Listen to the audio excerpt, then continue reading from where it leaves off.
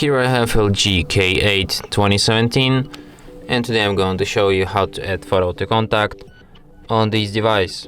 So firstly you have to go to the contacts list, then select contact which you want to add photo, tap on the pencil icon to edit it, then tap on the avatar icon to edit its photo. You can take photo or to just select photo from the gallery.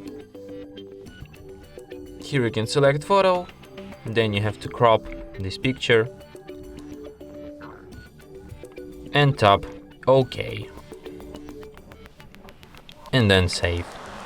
And as you can see, photo added. And that's it. Thanks for watching. If you find this tutorial useful, don't forget to hit that like button and subscribe to our channel.